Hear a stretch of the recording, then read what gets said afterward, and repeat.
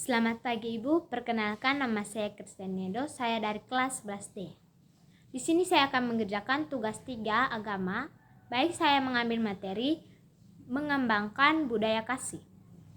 Setiap orang tentu saja mendambakan keadaan damai atau suatu keadaan tanpa adanya kekerasan. Namun kenyataan menunjukkan bahwa setiap individu kadang menjadi pelaku kekerasan, entah itu dalam kehidupan keluarga, hidup bermasyarakat, dan hidup berbangsa dan bernegara.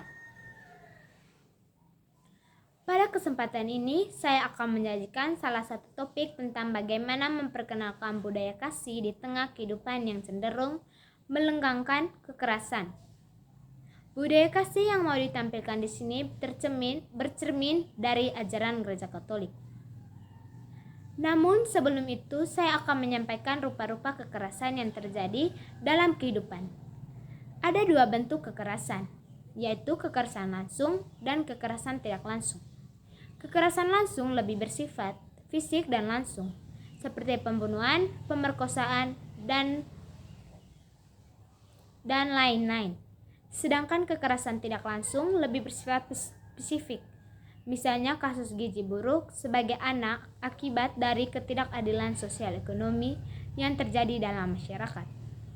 Ada begitu banyak wajah-wajah kekerasan dalam kehidupan manusia, antara lain kekerasan sosial, kekerasan kultural, kekerasan etnis, kekerasan agama, kekerasan gender, kekerasan politik, kekerasan militer, kekerasan terhadap anak-anak, kekerasan ekonomi, dan kekerasan lingkungan hidup.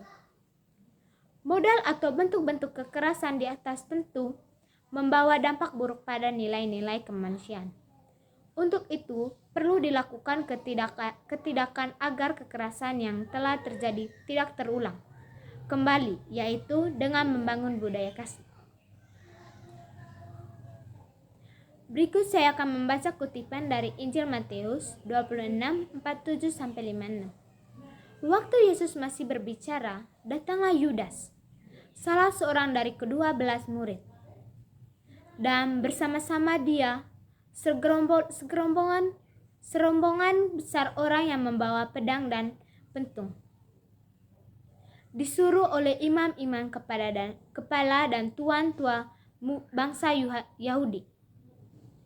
Orang yang menyerahkan dia telah memberitahukan tanda ini kepada mereka.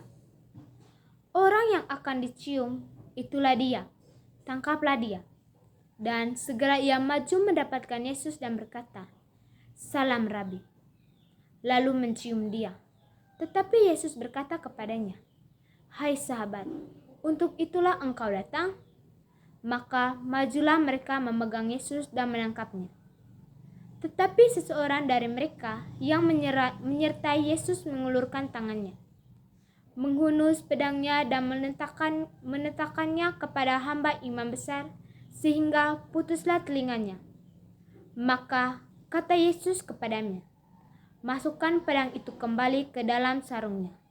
Sebab barang siapa menggunakan pedang akan binasa oleh pedang.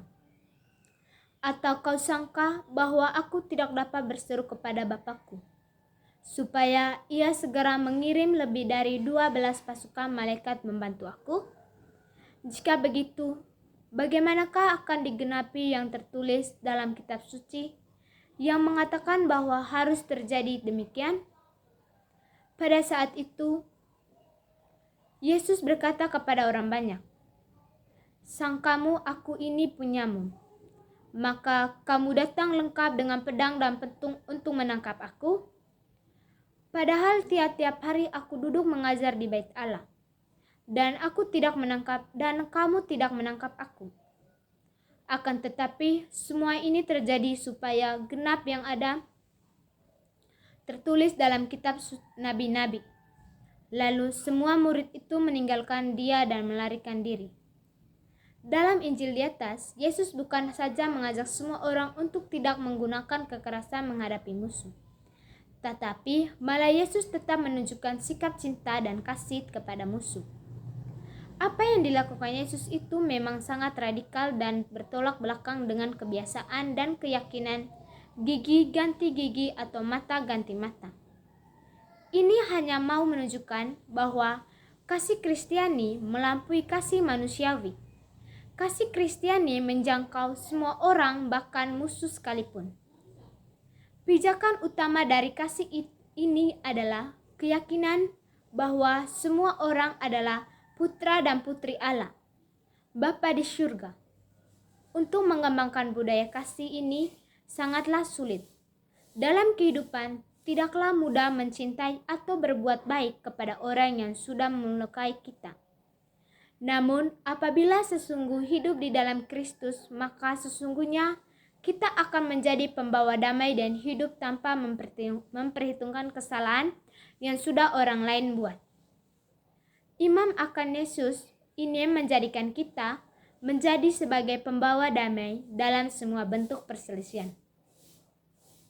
Demikian penjelasan saya mengenai mengembangkan budaya kasih. Sekian dan terima kasih.